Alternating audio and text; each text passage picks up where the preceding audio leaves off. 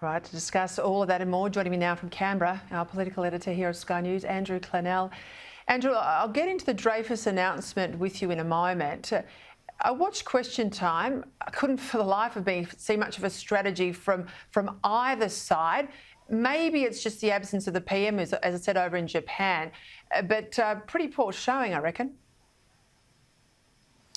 Yeah, well, imagine having to sit through it every day, Peter. But I think at least the opposition's got something with this issue of tax increases and where are we going to be hit, because Jim Chalmers is making no secret of it, really. The Treasurer is saying we need a national conversation about how to pay for things. It'll start with the October budget and we'll hear more in May. He's looking to either wind back stage 3 tax cuts or move to some other policy to gain more revenue. So at least they've got fertile ground there. It's still a young government. So, you know, the government's still able to pin a lot of faults and decisions and things that are coming up, even the Optus data breach, back on the old government's regime and laws and so forth. So I don't envy the opposition at the moment, but it will even up within 6 months to a year, I imagine. Yeah, I'd say they've got to get used to that $1 trillion debt line, because I remember for the whole 12 years of the Howard government, they talked about the $96 billion debt hole left by the former Labor government. I suspect that $1 trillion debt's going to last there, and you've sort of got to rise above it and get onto other issues. I mean, one of those issues announced today, it's been long talked about, this Integrity Commission announced by Mark Dreyfus, the Attorney General. He says it'll cost taxpayers $260 million to set up. It'll still cost more to run every year.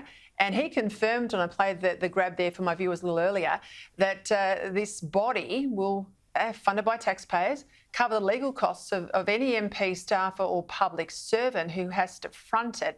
He outlined the 7 principles. He says it'll underpin the body. They are broad jurisdiction, independence, oversight, retrospectivity. You've heard my views on that one. Public hearings, but rarely public hearings, I might add. Public findings and procedural fairness. You were in the room today, Andrew. You pressed Dreyfus pretty hard on the details. What did you make of what you've heard? You've seen a few ICACs in your time.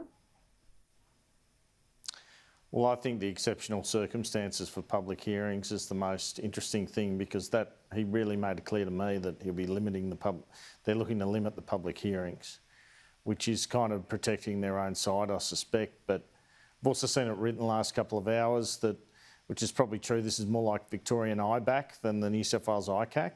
And how effective has that been? It hasn't really brought down any big names, has it? So is this thing going to be a bit of a damp squib? It's a massive, massive development in federal politics any way you look at it. So how it actually runs is interesting.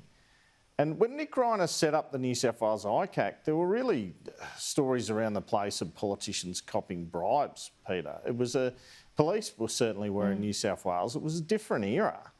I struggle to see, I know this was a popular policy and most people support it, but I struggle to see the impetus for this. The biggest scandal I can remember at the federal level in recent times was Sam Dastyari. That was a shocker.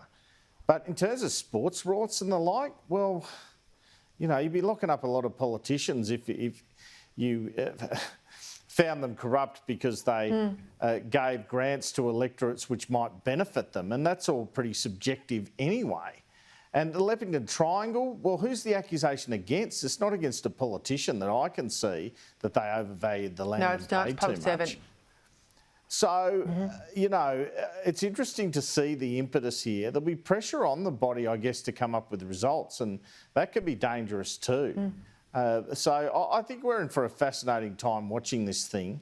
I'd rather see more public hearings personally, just because, apart from anything else, it shines a light as well on the Commission, sees if they're doing an adequate job. And if you've got nothing to fear and you appear at a public hearing, you're probably better protected, frankly. But I think this will be quite an intriguing chapter. I think the exceptional circumstances is put there in place because Labor's realised they're in government, and this might be able to hurt the past government a little bit, but over the next couple of years or even longer, it's going to hurt Labor more. Yeah, look, it was glib marketing from the Teals, and it worked, this line about integrity, although we all know that their disclosures in relation to donations were pretty light on, certainly before the election, during the time they were campaigning. I made the point in my editorial, when I was Chief of Staff to a PM, I didn't have a credit card. I couldn't sign off $1. And we know federally, I think it's still over $10,000, there must be a public tender. The rules are much tighter at a federal level. I don't rule out an integrity commission, but like you, Andrew, I've yet to see the case made as to why it's needed. But there it is on the table. We'll see the legislation tomorrow. We'll have a close look at it then. Just on the issue with Optus, more out there today. I'm going to talk to Karen Andrews, former Home Affairs Minister, now current Shadow Minister in that area. I'll talk to her about the nuts and bolts, but just on the politics for you, how's this playing out for the government? Are they doing enough, or are they seen to be doing enough? We've got 9 million plus people affected. I think they'll have to move pretty quickly on tightening the laws around this. We can't have this again, can we, Peter? And it seems that we're laxer than other jurisdictions. At the moment, they can sort of get away with, well, the Morrison government didn't do enough on this, but that'll just last days now. And I think the Home Affairs Minister, Claire O'Neill's gone a bit missing, to be honest.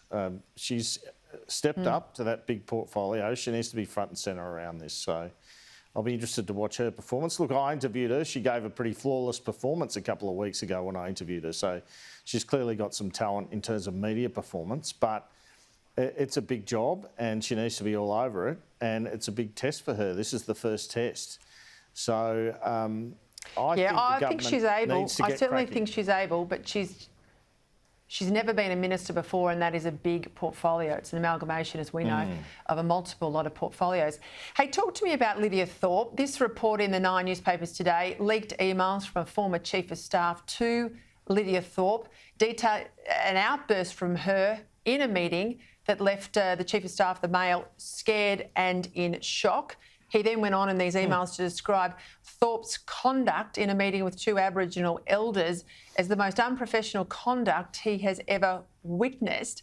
She is turning up all the time in bad press for the Greens. Maybe they see this as positive publicity, I don't know. But if this is true and it's been corroborated by a complaint actually made to Adam Bandt's office, how on earth does she stay in the party room?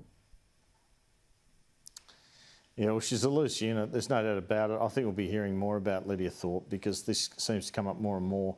What intrigued me about the story, or disappointed me, I guess, was I didn't hear what she actually said. They didn't seem to have that detail. They just had an email saying it was unprofessional and so forth. So I'd like to know more in terms of that. Adam Bandt, look, certainly his politics isn't really my cup of tea, or definitely not yours, Peter, but I think at least he's pretty level-headed. Apart from the time he wouldn't stand in front of the flag, that's ridiculous. But some of his colleagues in there are really, their behaviour's on the boundary. Well, Sarah Hanson-Young made a big deal, and I supported her at the time against David Leonhelm, about conduct in the parliament and conduct around the building and amongst staff. And this is one of her own. And if she stands true to form, if it's about the principle and not the party, she's got to call it out. Yeah, that won't be happening. I never see the Greens, I've never seen anyone kicked out of the Greens party room, so this term could be the test for them. All right, well, hypocrisy, thy name is green. Andrew Clennell, thank you.